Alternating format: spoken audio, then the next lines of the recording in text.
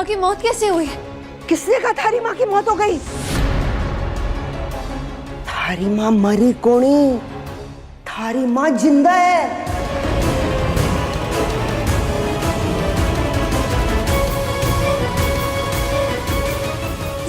जिंदा है? ये आप क्या कह रही है? जड़ी बूटी क्या कह रही है अभी? दुर्गा पहले मैं दूसरे कबीले में रहती थी, जहां थारे बापू सा रहा करते थे। थारे साथ मारा खून का रिश्ता है। थारी माँ की मासी हूं मैं। थारे कारणी फिर मैं इस कबीले में आ गई। इन सब लोगों से मुझे प्यार मिला, अपनापन मिला और मैं अठे रहने लग गई। बहुत कोशिश की थारी माँ को ढूंढने की, पर वो कोनी मिली। पर ढूंढते ढूंढते पता चला कि थारी माँ जिंदा है और सारा सच सामने आ गया। कैसा सच? उन लोगों ने थारी माँ को कैद करके रखा था, दुनिया की नजरों से गायब करके रखा था। थारी माँ का अपने दिमाग पर काबू को नहीं रहा। कभी कभी कैद से छुपते छुपाते बाहर निकल आती है, जोर जोर से बेटी बेटी कहकर चिल्लाती है, रोती है, अपने सीने पर हाथ मारती है। ये क्या कह रही है जड़ी बूटी? ये क्या कह रही है? कहाँ है मेरी माँ? कहाँ है बताइए ना। मैं जानती हूँ थारी माँ कट्ठे है, पर अभी सही वक्त ना है थारे को उसका पता बताने का। वहां जाना बहुत खतरनाक है बेटा। अपनी माँ के लिए मैं कोई भी खतरा मोल लेने के लिए तैयार हूँ। आप बस मुझे बताइए वो कहाँ पर है। जब थारे पास ताकत आ जावे, तू कुछ बन जावे, उस दिन जाना। मैं जानू हूं आज वो दिन कोनी है। मुझे घबराहट हो रही है जड़ी बूटी, ये जानने के बाद भी कि मेरी माँ जिंदा है और मैं यहाँ हूँ। थारी माँ को लगातार बंद कमरे में कैद करके रखा हुआ है। दिन में 2 टुकड़े खाने को फेंक दिए जाते हैं ताकि मुंह झूठा हो जाए और उसकी जान बची रहे। मैं सब जान चुकी हूँ अब। तो फिर आपने मुझे पहले ये सब क्यों नहीं बताया? बेटा सोचा था सही समय आने पर थारे को सब कुछ बता दूंगी, और आज वो सही समय आ भी गया। इस राजघराने ने जो थारी माँ का बुरा हाल किया है, अब थारी बारी है बेटा। थारी माँ के बाद अब तू उनके निशाने पर है बेटा। बस एक अनुराग कुंवर सा ही भगवान का रूप है जो तुझे बचा सकते हैं, तेरी मदद कर सकते हैं।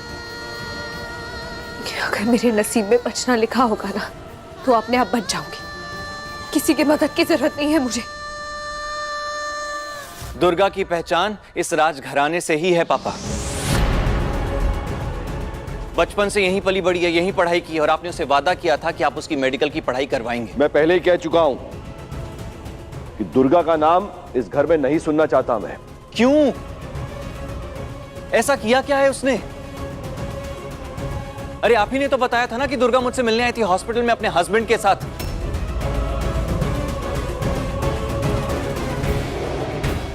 उसके पति ने आपसे माफी मांगी थी। दुर्गा पूजा के फूल और प्रसाद लेकर आई थी मेरे लिए।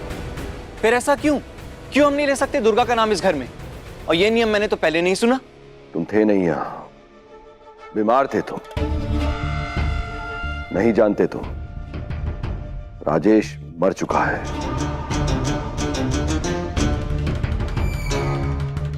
मरा नहीं, उसे मारा गया है। किसने मारा है? अब वहां क्या हुआ था अनुराग, हमें यहां बैठे कैसे पता चलेगा? अब वो भाई साहब को ही कॉल आया था, उन्होंने ही हम सबको बताया। सुनने में आया है कि राजेश को दुर्गा ने मारा है।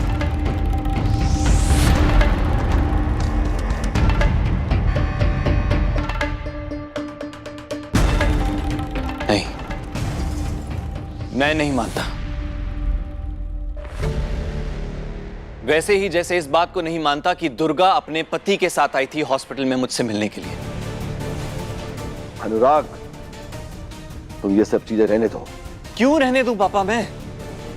और क्या जरूरत थी आपको मुझे बताने की कि दुर्गा वहां पे राजेश के साथ आई थी? कुंवर सा कहीं चल रहा है? अब अपने बापू साहब के सामने खड़े होकर हर बात का जवाब मांगोगे कहीं? पानी भाई, आपको 1000 बार बोल चुका हूं, जब मैं और पापा बात कर रहे होते हैं आपको बीच में बात करने की जरूरत नहीं है, बीच में बोलने की जरूरत नहीं है।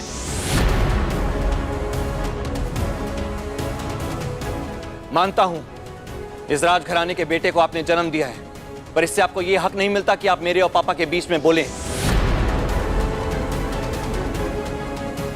दादी साहब इस घर की राजमाता है, उसके बाद भी आज तक उन्होंने हमारे बीच में दखल नहीं दी, तो आप क्यों बोलती हैं? अनुराग, पापा, आपने दुर्गा को वादा किया था कि आप उसे पढ़ाएंगे, तो आपको यह जिम्मेदारी पूरी करनी होगी। तो क्या तुम तय करोगे अब ये मुझे क्या जिम्मेदारी लेनी है क्या नहीं? अनुराग, जाने दे, दुर्गा अपनी राह खुद चुन लेगी। वैसे भी उसने अपनी जिंदगी में घड़ी गलतियां की हैं।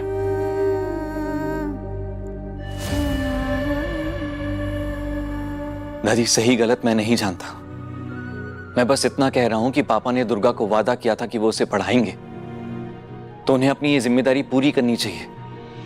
वचन दिया था पापा ने।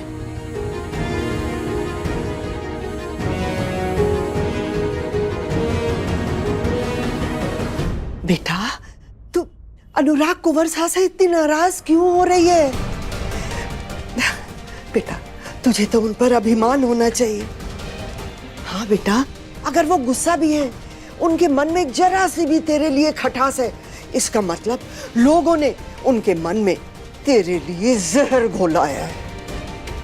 दुर्गा, ये समय मान अभिमान की लड़ाई का कोनी, ये समय खुद की लड़ाई का है, खुद को साबित करने का है कि तू किस काबिल है और तुझे कहां पहुंचना है। हरे को क्या पता, ये ऊंचे महलों वाले लोग, इनको किसी से कोई प्यार नहीं, कोई लगाव नहीं। इन्हें प्यार होता है अपने पैसे से, अपने रुतबे से, अपनी ताकत से, अपने लोगों पर राज करने से, बस, और किसी से कौड़ी नहीं।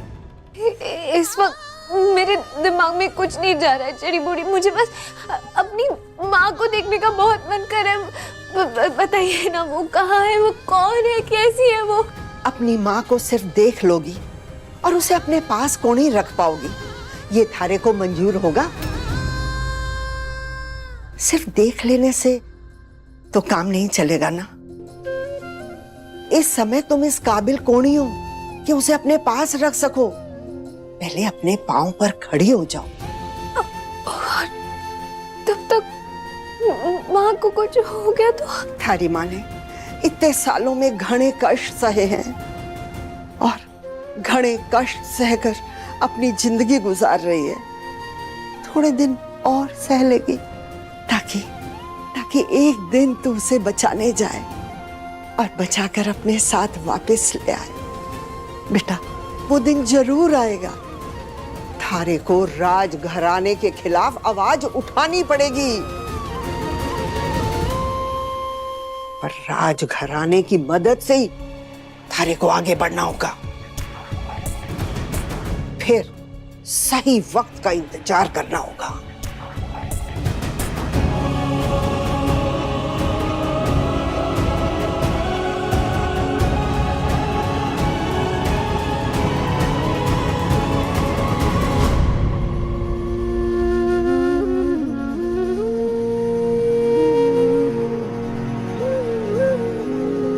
काका, ये क्या हाल बना के रखा है आपने?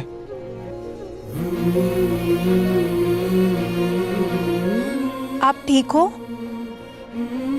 अच्छा हुआ कमरे से बाहर तो निकले। सब लोग थारे लिए पूछ रहे थे, बड़े कुंवर सा घड़ी बार पूछ रहे थे थारे लिए। हमारे को क्यों इस अपमान को सहने के लिए मजबूर कर रही हैं आप?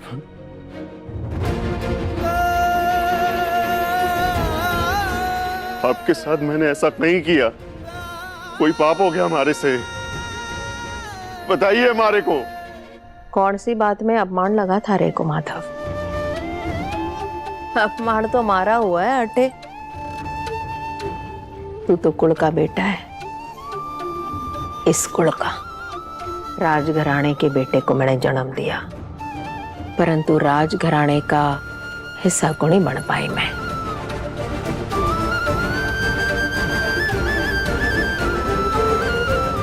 मैंने फैसला ले लिया है। कई फैसला? मैं अटे से चला जाऊंगा।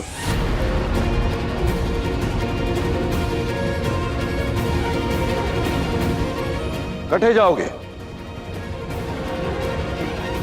कठे कोनी जाओगे और क्यों जाओगे?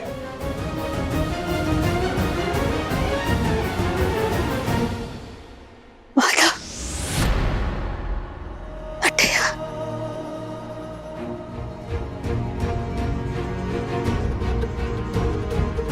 सुना नहीं तूने?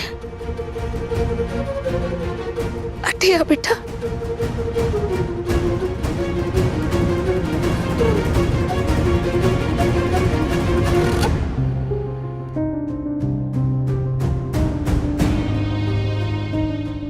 तुम्हारी कोई जिम्मेदारी नहीं बनती। तूने अपने आप जाने का फैसला ले लिया। हमारे को बिना बताए सारी उम्र जिसको मां माना,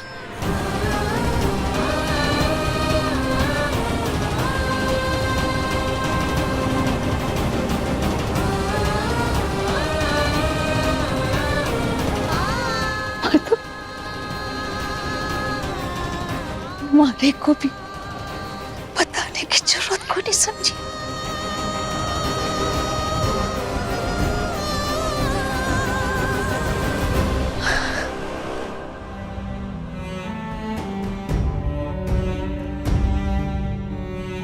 मां साहब, आपसे हमारी कोई शिकायत ना है। आपने तो हमारे को अपने बेटों से भी ज्यादा प्यार किया है।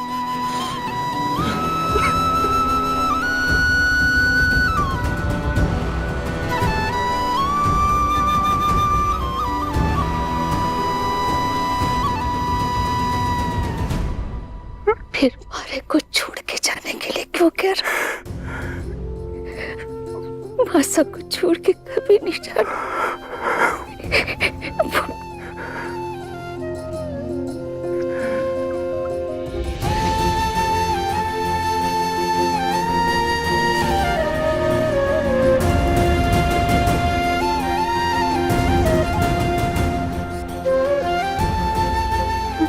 तुम्हारा बेटा है, थारे बगैर थारी मौसा कैसे जिएगी?